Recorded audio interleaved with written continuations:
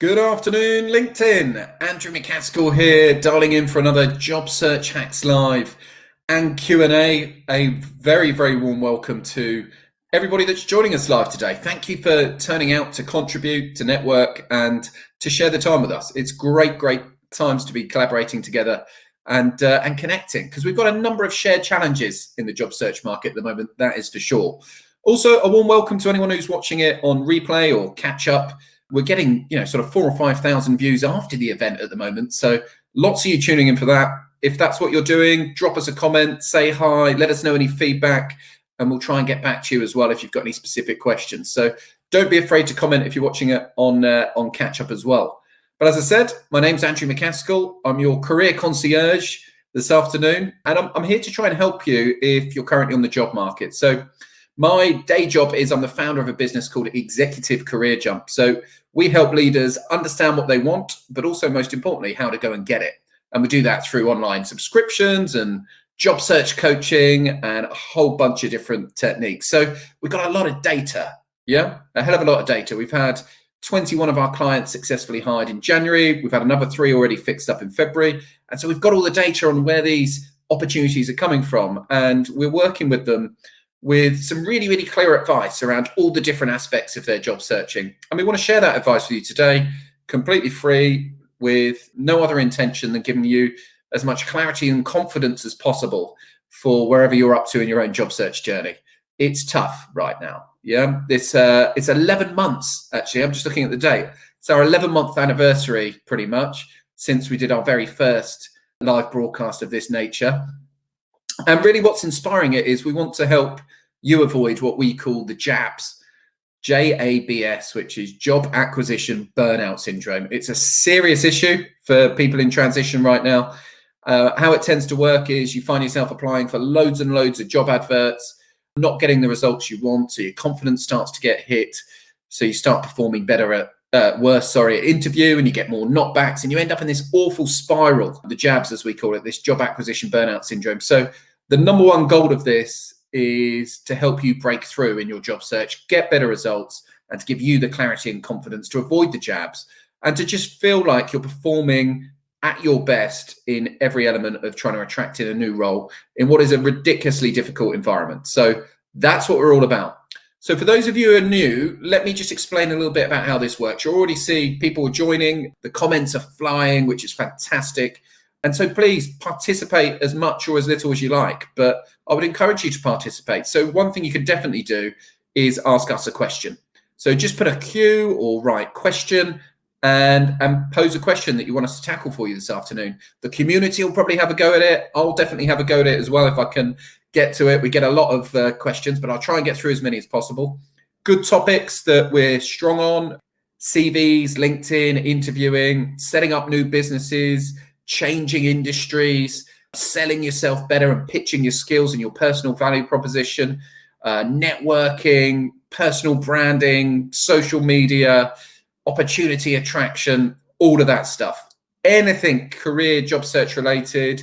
There's no daft questions here. I promise you, if you're battling with something, probably other people on the stream are too. So put a Q, write question, put it in the comments for us, and we'll go through those very shortly in order to try and add as much value as we can.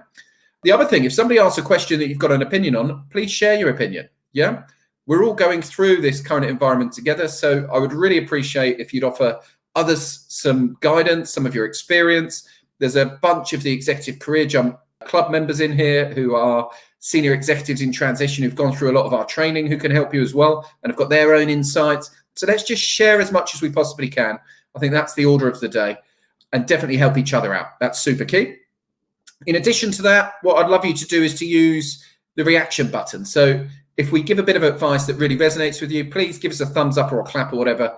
Not for my ego, whilst it is very enjoyable. What it does is it helps us when we're reviewing the sessions to see what kind of advice is really landing well and resonating with the audience, and helps inform our content as well. So I think that's it, really. Should we just get to work and get stuck in? I can see people are joining. So I'm going to just bring up my other screen here just to make sure everything's working okay, see who's in with us and all of that. So bear with me for a few seconds, and then we'll get into the Q&A side, which is the meat and bones of the session. One other thing as well, just to say, as the audience builds, you can see it's already 150 people on here, which is fantastic. We tend to get 200 plus. It's a really sizable community. And I want you to build your own community as a result of this as well. So if you're open to connecting with other people on here, write open to connect in the comments. And for anyone you want to connect with, just hover over their picture and you can connect. So you don't have to keep diving on and off of the screen or anything silly like that. Just hover over their picture, the opportunity will come up to connect, and all connect with each other.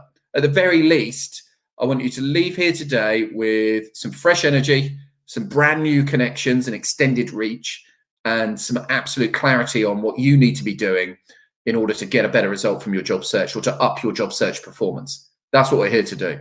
So without further ado, let anybody else know who should be joining us and isn't in here already as well. Drop them a text or tag them if you think they'd benefit.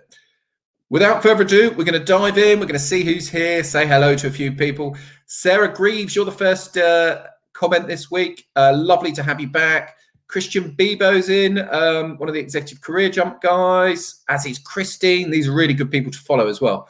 And they'll be offering lots of advice, no doubt. Can always rely on them for that. Debbie Richmond, hello. Greg O'Sullivan's in as well. Another really good guy to follow. Xanatul's in, always good for questions. Hope you've got some decent ones lined up for us this week. Xanatul, Paul's here, Andrew Beckett, lovely to see you. And that takes us to our first question. Now, it says LinkedIn user. Apologies for that. There's other people in this stream that have had this challenge, but in essence, it's something to do with your confidentiality settings or your user settings or something. But anyway, so sorry I can't address you by name, but I'll definitely address your question. So, if you have had several short-term interim roles for the last 9 years, can your CV be longer than 2 pages? How about the fact companies review each CV for only 8 to 10 seconds? Yes. So can it be longer than 2 pages? Yes. Right. This obsession with it having to be 2 pages is over-egged. Would I want it to be longer than 3? Probably not. So, I'd caveat and say 2 to 3 pages is sensible. Now, when you've had a number of short-term assignments, you've got a couple of options, and it really depends on whether or not you want to attract a new interim role, so another contract or temporary role, or if you're looking to transition into something more long-term and permanent. If it's something more long-term and permanent, I would really think about the format of your CV very carefully. So what we've been doing to help people who are trying to make that transition, a lot of people have because of IR35 upcoming and various things, is we've consolidated the interim experience into one update. So the last 9 years in your particular case, in one update on the CV, and then have your previous roles to that 9-year period. What that does is it solidifies your experience on the CV document.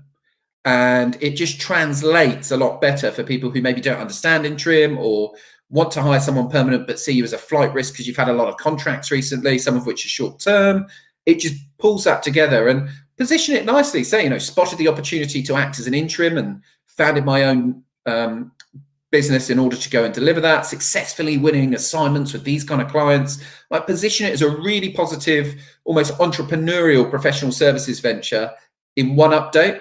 That'll keep the length of the CV down for a start, but it'll also be way more impactful in attracting permanent opportunities if that's what you want to do. But there you go. Kevin's in with us. Hello. Danny Giles, good to see you. Kushal. Michael McCauley's joined us. Really strong guy on the marketing side. Glenn, our CX champion's in with us.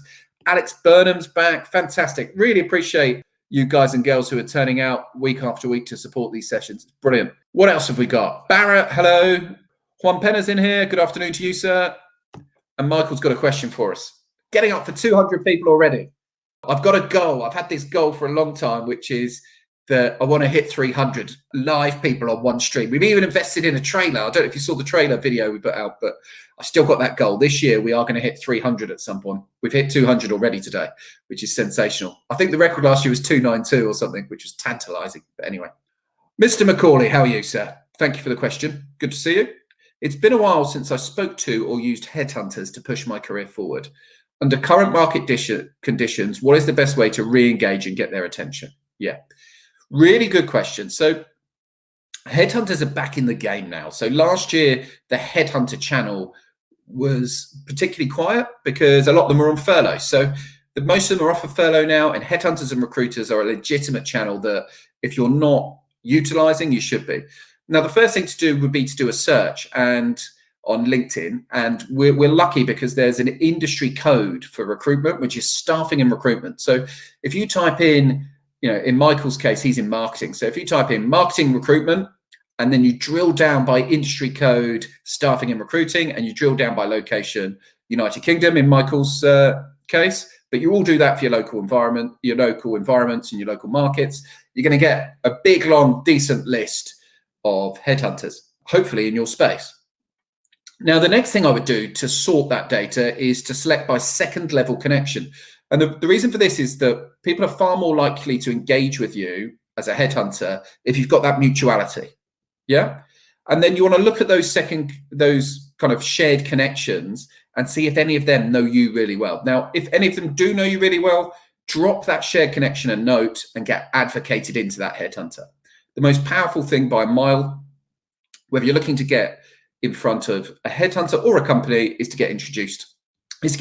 Michael. That's the best way to engage by a mile. Now, I appreciate you might not always have a really strong connection with a contact or with a headhunter, and you might be starting from scratch. If you're doing that, all the data that we're using shows that a voice note on LinkedIn is the best way to get a reaction. So connect with them. Once they've connected, go into your messages and hold down the microphone bit on your mobile phone in the messages and speak to them. Say, hi, I'm Michael. Typically, I help organizations unlock growth and utilize digital channels.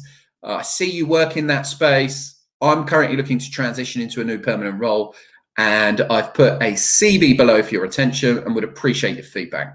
Yeah, something like that. But whatever you say is less important than the fact that you use that voice channel, because, as I say, the data we've got, it's only a small set. We helped 223 people get hired last year, something like that. So it's sizable, but small at the same time, I guess, in the context of things. But the data we've had suggests that people are 3 times more likely to respond to a voice than they are to a note. So that's my advice on how to identify and engage with these people. If that's of any use to you, give me a thumbs up, let me know, and go and give it a go. Let us know how you get on.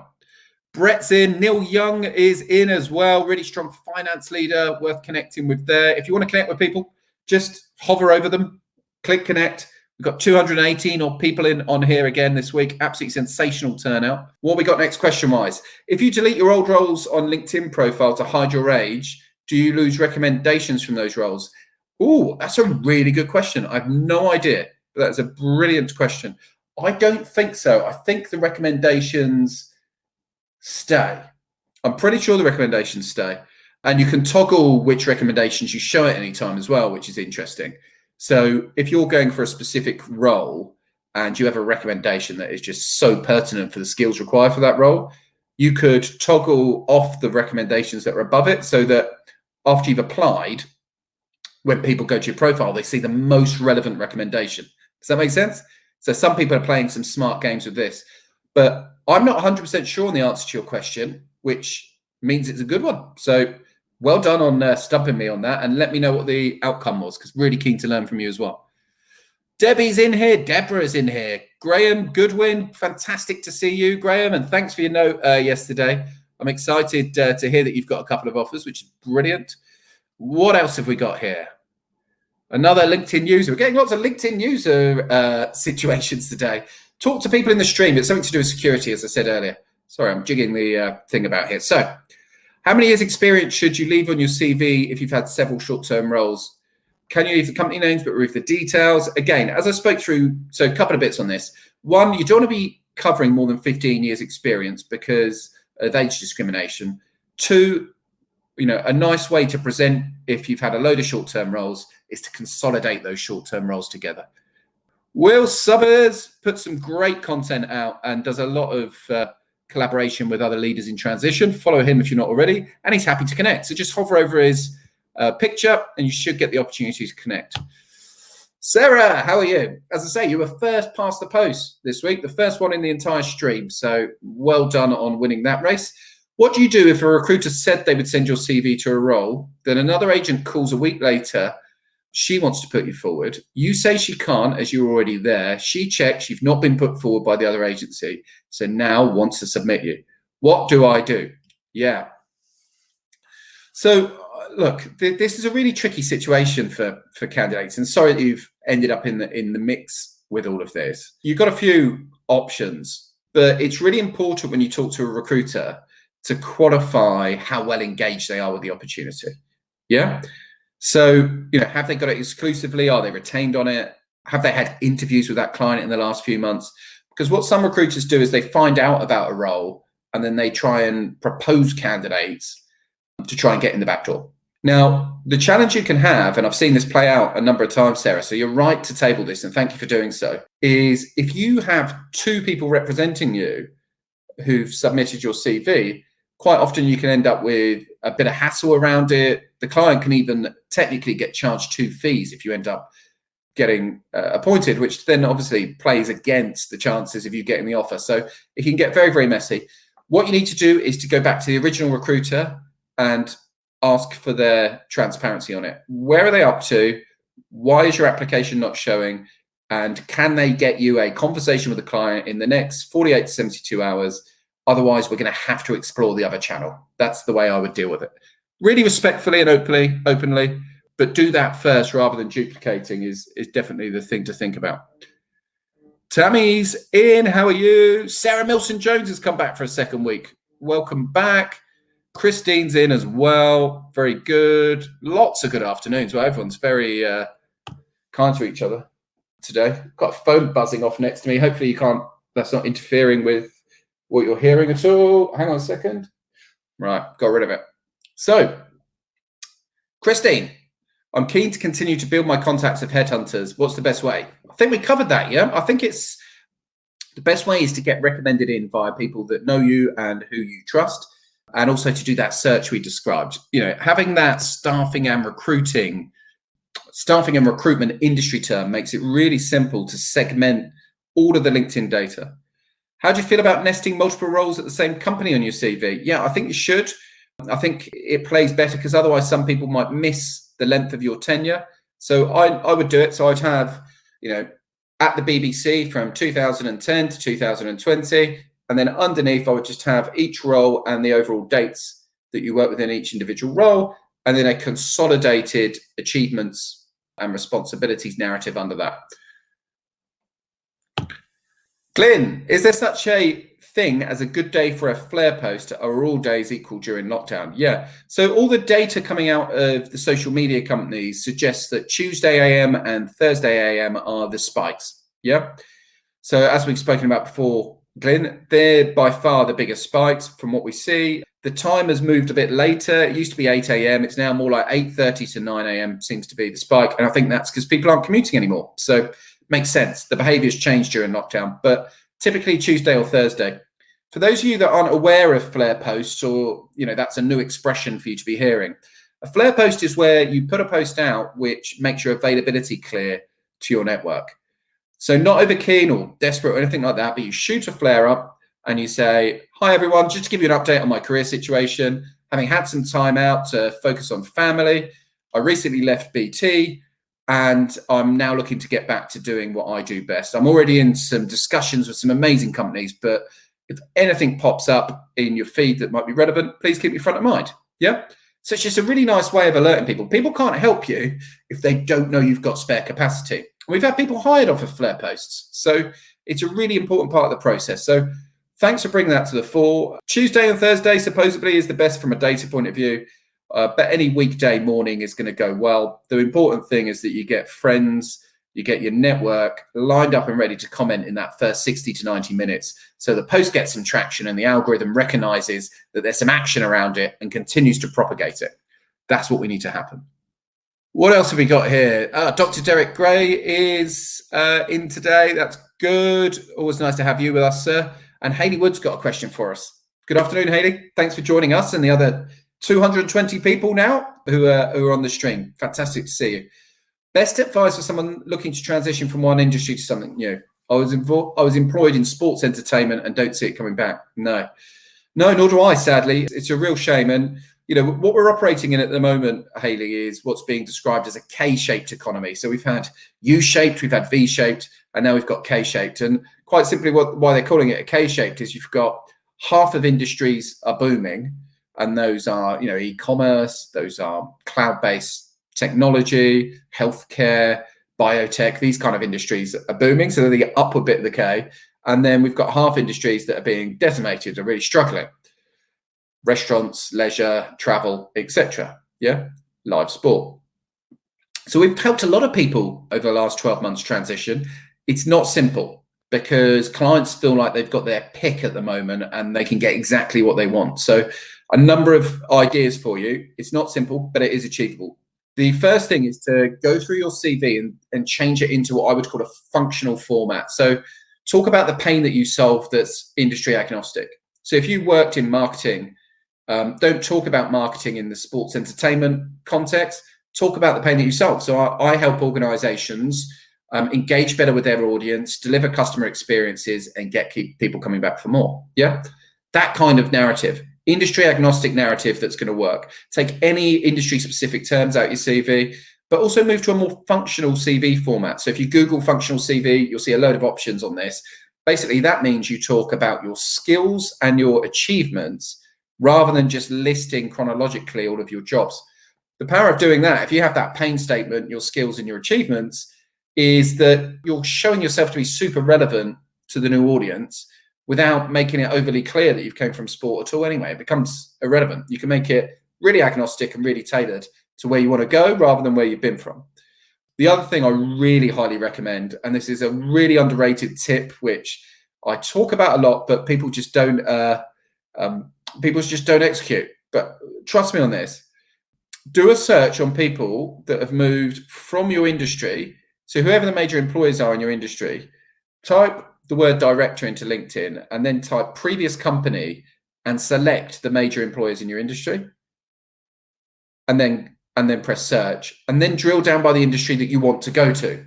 So that's going to give you a data pool, Hayley, of people that have previously worked in the sports entertainment world who are now where you want to go in another industry. They're the people to link in with because they've already made that transition, right? So they know the value you bring. They know where you're coming from. You've probably got mutual acquaintances, and your hit rate of being able to transition directly from where you are to there is going to be way, way higher because they're going to get you straight away. Recruiters aren't going to be a great channel for you because I can tell you, I was MD of Executives Online. So we were in executive search business, and we didn't get paid for sending candidate, as much as we got paid for shortlisting candidates who are outside of industry. We got paid to go and find people in industry, right? So you can get very frustrated with recruiters, and I understand why, and a lot of them deserve all the flack they get, but you're going to be better off doing this yourself.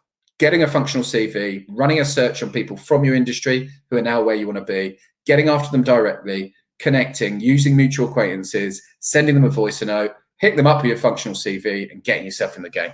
So get after it. Good luck to you. Graham, how you doing? As I say, we had some good news from Graham. Hi, Andrew, just a quick endorsement of your recommended job search approach. I've had a verbal offer of a role which originated from a LinkedIn post I wrote. I didn't believe it would work, but your process does. Yeah. I can't tell you how skeptical everybody is of this LinkedIn stuff, right? Let me be really clear. First of all, congrats, Graham. Give Graham a big clap and thumbs up from the Job Search Hacks Live community. Fantastic result, mate. Good for you. And well done for getting out of the comfort zone and trying some of this stuff. But LinkedIn right now, let me be unequivocally clear. LinkedIn is a once in a career opportunity right now. The organic reach on this platform is insane. Yeah, it's insane.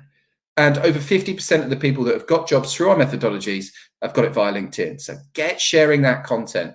Make sure your profile's optimized.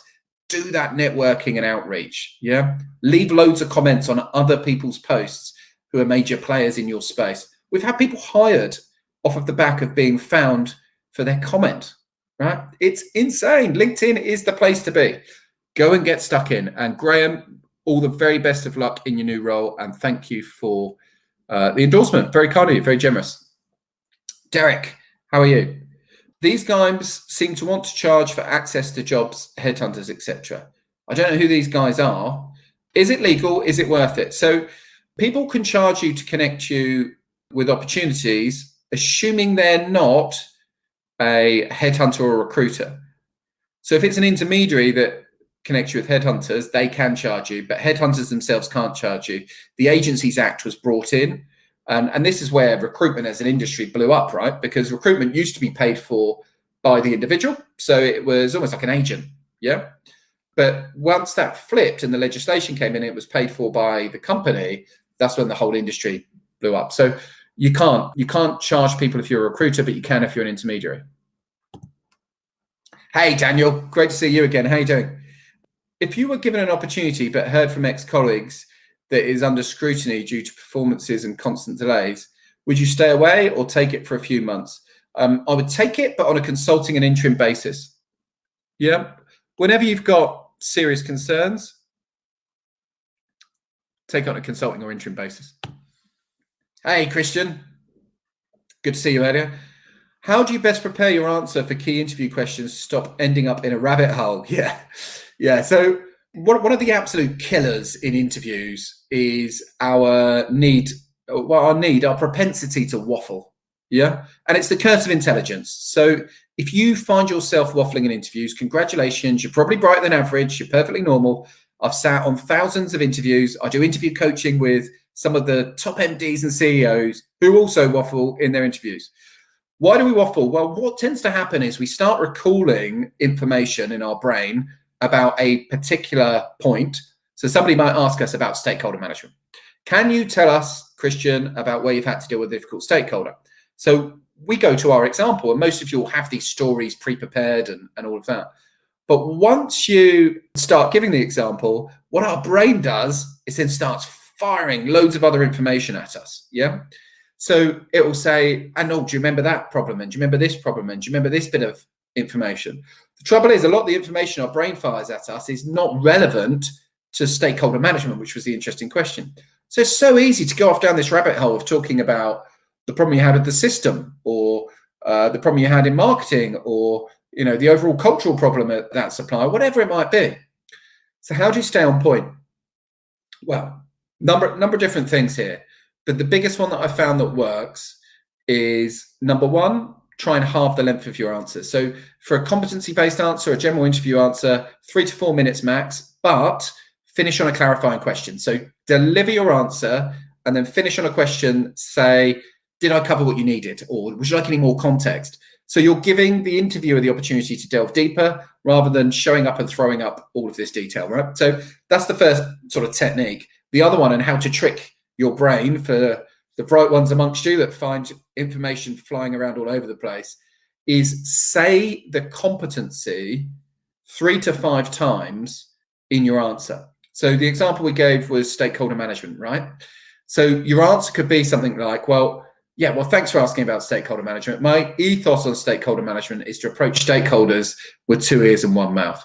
And I guess a good example of where I've had to use my stakeholder management skills was when I was working with this particular stakeholder who had a challenge. And the challenge was this. And so as with any stakeholder, what I did was I approached them in this way.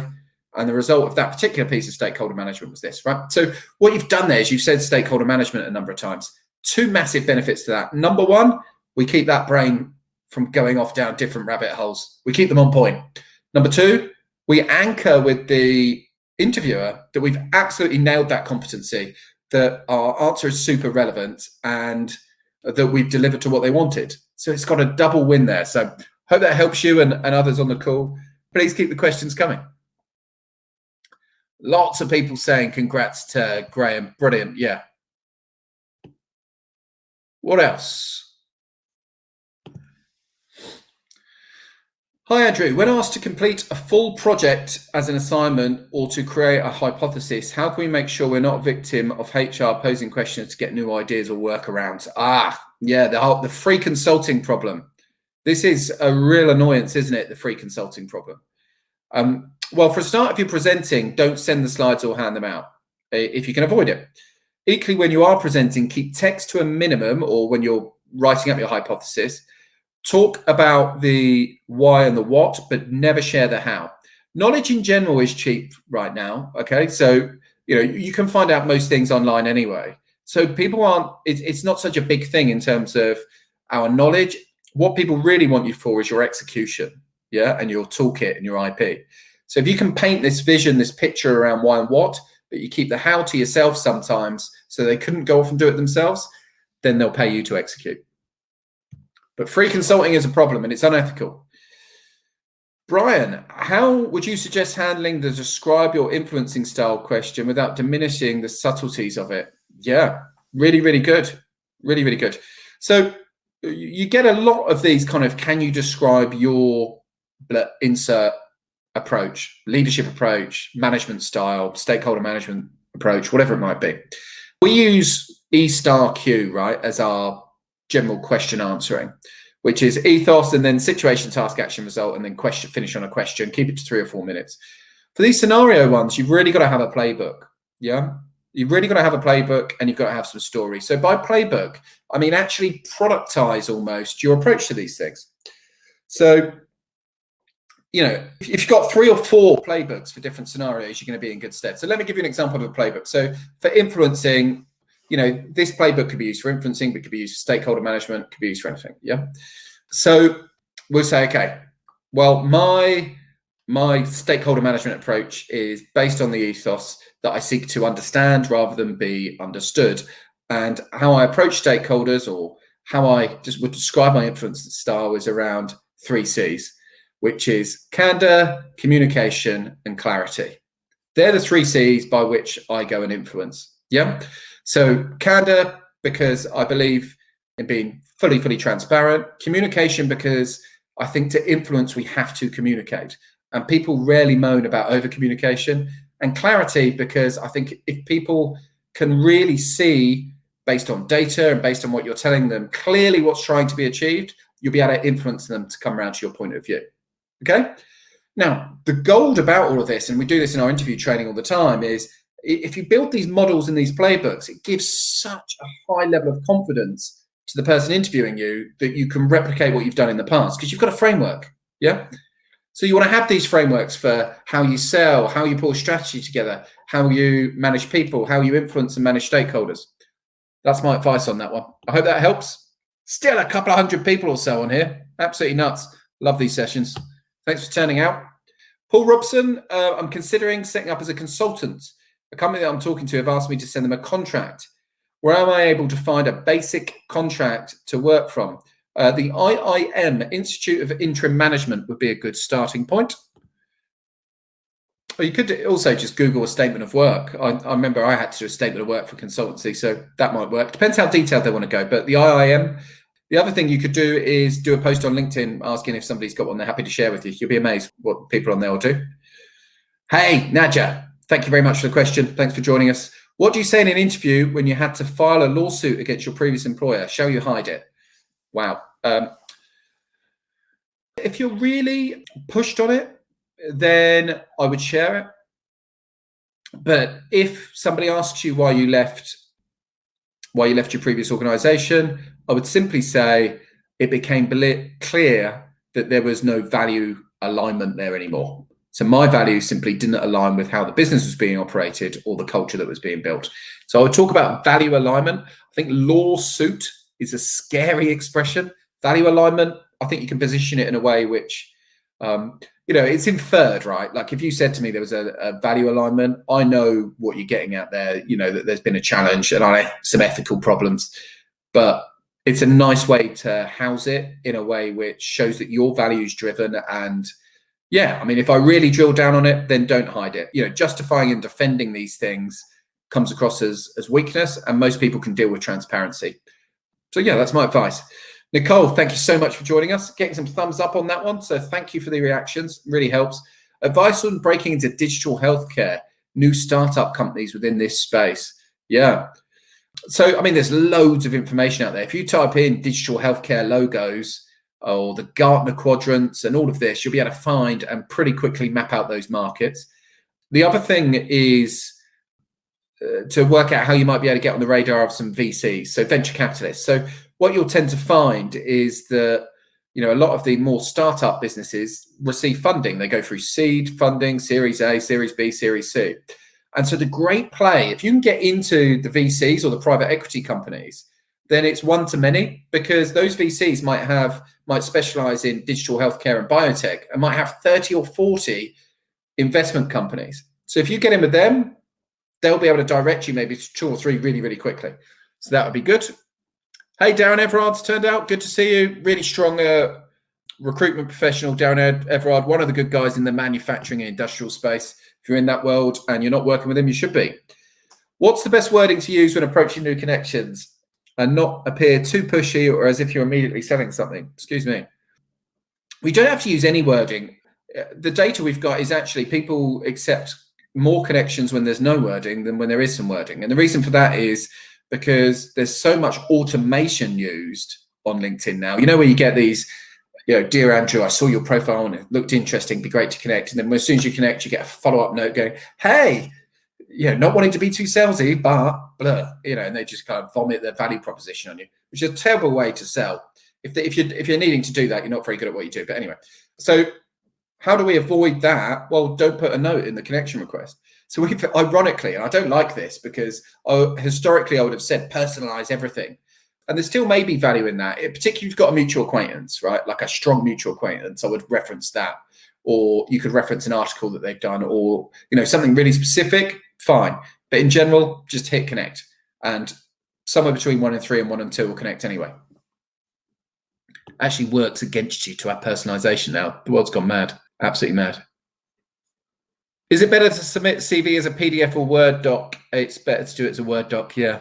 Most ATSs are absolutely fine with PDF, but there's just 1 or 2 that aren't. So I would err on the side of caution and go with a Word doc, even though I prefer the look and feel of a PDF.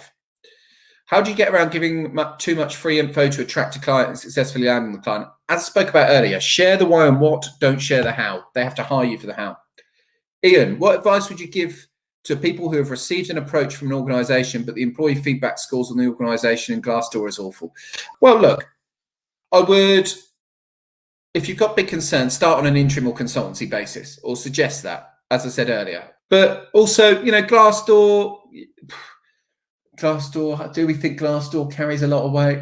I mean, look, at a leadership level, Ian, I know you're a senior guy. If it was perfect, they wouldn't need you. So it's kind of a balance. I say this to a lot of people that I'm working with. It's kind of like, if the organization was perfect, they'd have no requirement for someone like you to go in and transform it. So you've kind of got to expect going into a senior role that needs transformation, there's going to be broken to some extent.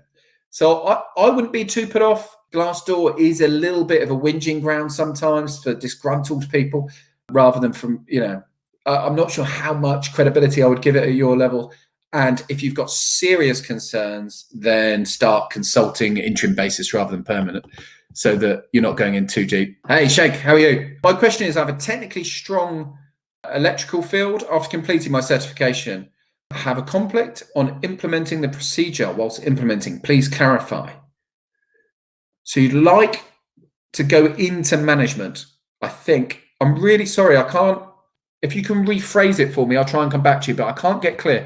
If you're trying to get into management, then you need to be adding that kind of thing to your LinkedIn and everything. Sorry, mate. I can't get to that. Gary's in with us. How you doing, Gary? Right, this is really important. So Gary and I have put our heads together, and Gary's been doing some brilliant work campaigning for people who are available to get a fair crack of the whip for new opportunities. Okay. So what we think is madness at the moment is companies headhunting from their competition rather than taking advantage of the amazing talent that is currently available, such as all yourselves. So we've set up a petition. We've got over 500 signatures already. And what we're doing is we're trying to get government in the UK to incentivize companies to hire available people, because from a societal perspective, from a business perspective, it's a big win. If we're getting people back into employment and companies are incentivized to do so, we're all going to benefit from that. So please do sign that if you have not already. Hakan, what is your advice for the first MD CEO job interview and CV? Yeah, so if you're interviewing for an MD or with an MD is my question. If you're looking to move up to an MD CEO role for the first time, a couple of things. Number one, on LinkedIn, you need to add in your headline MD, CEO, as well as whatever you've previously done, so that you'll be found for those opportunities as well as found for what you've done previously, Hakan. In terms of going in and interviewing for it, what you need to know, what you need to be able to demonstrate is where you've owned a sizable P&L in the past. So whilst you might not have been an MD, you might have been an ops director or an FD or whatever, sales director, but you've owned a team, you've owned a strategy, you've owned a P&L in the past. That's what they want to see. It's that ownership. And you also need to be able to demonstrate, a great CEO profile is an 8 out of 10 for everything, right? So CEOs don't tend to be deep specialists in one particular area. They tend to have a really strong breadth. So the more you can be talking about that breadth and the rounded skill set you bring, the more likely you're going to get your first crack at the whip and make that transition. What else we got here? Still a couple of hundred people with us. Hello, everyone. Thanks so much. What else we got? I'm trying to get some more, get down to some more questions. Sorry, bear with me. Zanatul, how are you? Can always rely on you for some very good questions. What is the best way of approaching your ex-colleagues for roles? Can you be direct? Yeah, you can. You can definitely be direct. So at the end of the day, most of the organizations they work for have an internal referral scheme. So they might get paid if they refer you in. They're incentivized to refer you in. This idea that you're being a pain by reaching out, or that, it's like giving up by asking your network to help. It's not giving up. It's refusing to give up. Absolutely hit them up. I would be respectful about it. And I found a really nice line for you, which is a good influencing technique to get the right reaction. So I would drop them a note and say, hi, David, been a while since we crossed over at XYZ Limited. I hope you and the family are keeping safe and well. I see you're now at ABC Limited and they are on my target list. Yeah. So I know it's a big ask, and that's the bit I love. I know it's a big ask. But could you give me some advice, or would you be able to refer me to some of the decision makers there? Keep well, Zanatul. Straight up like that. Okay. But this, I know it's a big ask. Do you know what pretty much most humans' subconscious reaction to it's a big ask is? No, it's no problem. That's what they come back. This is a response we see all the time. No, it's no problem. So by you making it a big ask, they tell you it's no problem. Whereas some people try and act like it's nothing, and then the receiver of that message makes it a problem. So flip it. I know it's a big ask, but, and then just hit them with it. You strike me as someone who's direct and candid, so don't be shy. Get stuck in. Tim, geez. I'm writing a book at the moment, and I think I've got less words in it than this one. But keep your eye out for that next couple of months. I said I wanted to be an author before I was 40. I turned 40 in November, and we've got a Job Search Playbook being self-published in a couple of months' time, which I'm excited about. But anyway, what do we got from you, Tim? Tim's a good person to follow, by the way. Really good breadth of experience. Similar to Nadia's question on lawsuits, what about when leaving your last role was soured by them placing an ill-founded and subsequently removed non-compete threat? In doing this, it's compromised a referral because you did a good job. If anyone looking at the detail, then it's quite obvious, but also potential employers never like any past friction. My place so far has been to focus on the result, I'm guessing is what you're saying there. Yeah, look, non-competes, Tim, organizations can't stop you from making a living. So get some legal advice. I'm not a lawyer, but my understanding around non-competes is they can't stop you from making a living. They can stop you from stealing their clients or stealing their data. So as long as you're on the right side of that, I don't think it's going to be too prohibitive for a new employer. And I would bring it up. I would just blow that bomb up. I mean, the fact that if you can be open about it and get it on the table and be diligent about it, I would respect that as a new employer. So yeah, it's probably a bigger problem for you than it is for them. Atul, how are you? How do you get recruiters who represent PE houses to be excited about your multinational background? I get the impression they use this as a barrier to entry in these PE roles. Yeah, the multinational thing's interesting. So I'm a believer that international experience gives you fantastic exposure and talent to different talent, different cultures. It builds your character. It's, the 3.5 years I had in Australia were ego correcting and were important for me. So look, I hear you. Multinational experience is great. I get the impression they use this as a barrier. Some of them might. What I would focus on is, so I find a lot of the British PE houses focus a lot on domestic experience.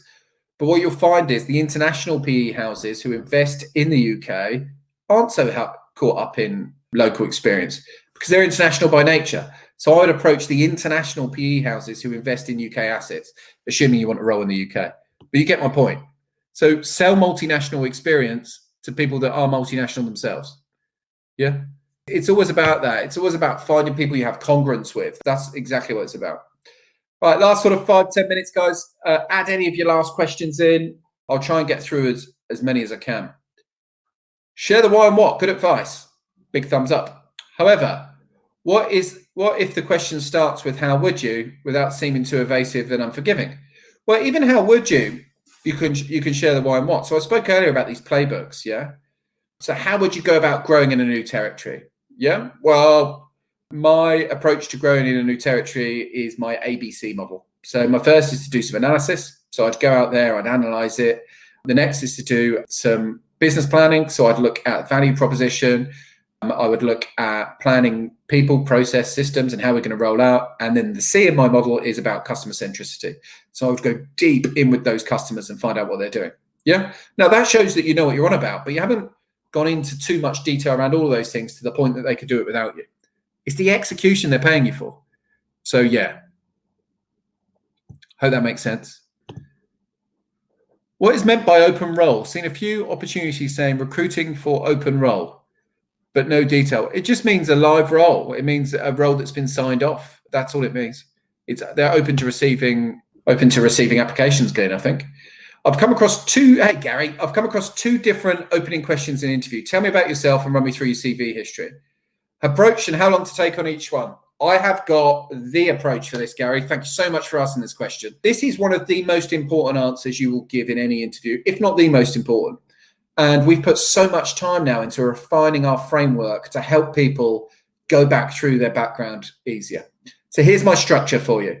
First of all, at a philosophical level, you want to think about our 5-5-5 model, Gary. So less than 5 minutes, but cover off 5 achievements and 5 learnings. And the 5 learnings is really important because it shows growth mindset and it compounds in the mind of the person receiving it. So that's my first thing to say, 5-5-5, right? But then in terms of actual structure, what I want you to do is to have a short intro, which is about the common thread or the golden thread in your career, and a short outro about what you want to do next.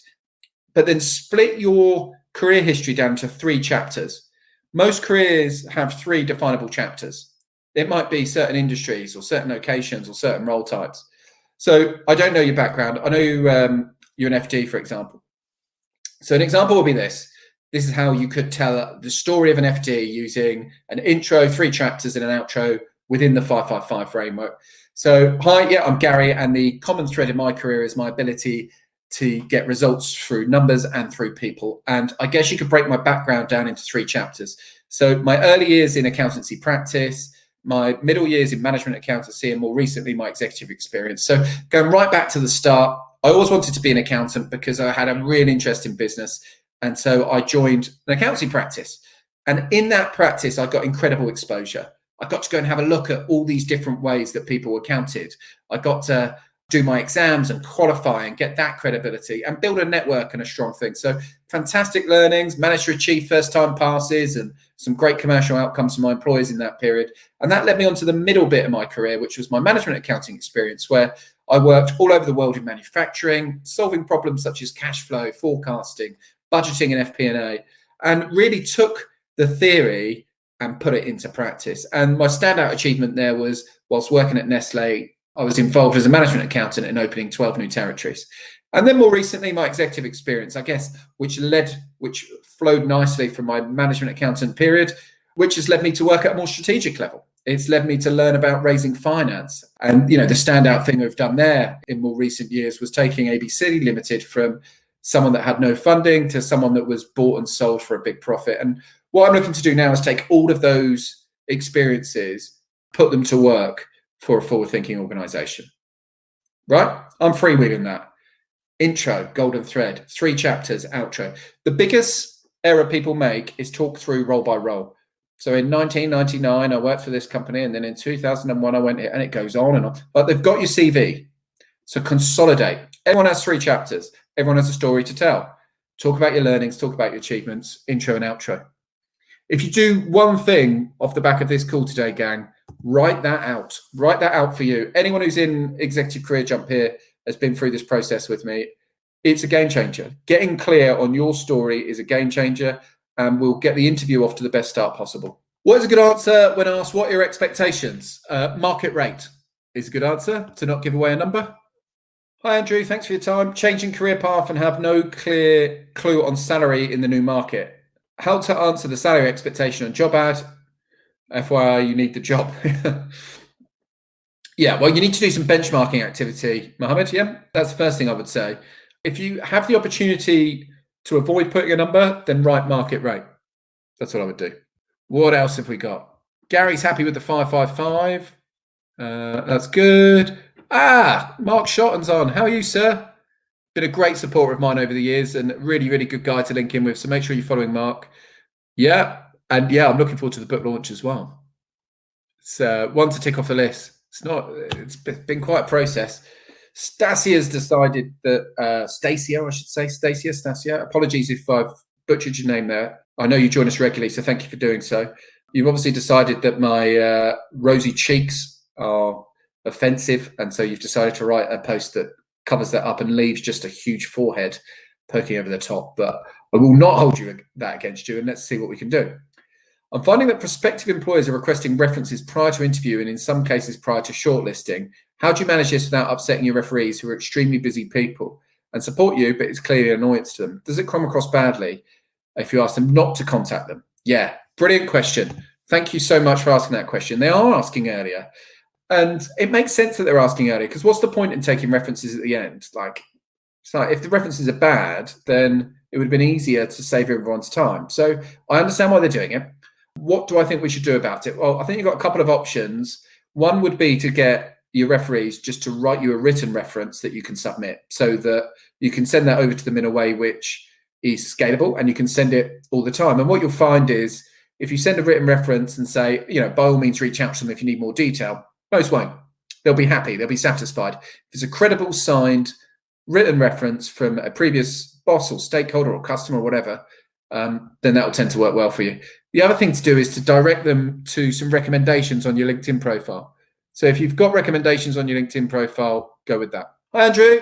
Right, last couple of questions, guys. I've great B2B manufacturing background, but switched to services roles. I see matching roles in both, but no headway yet. I think manufacturing hires believe there's a gap.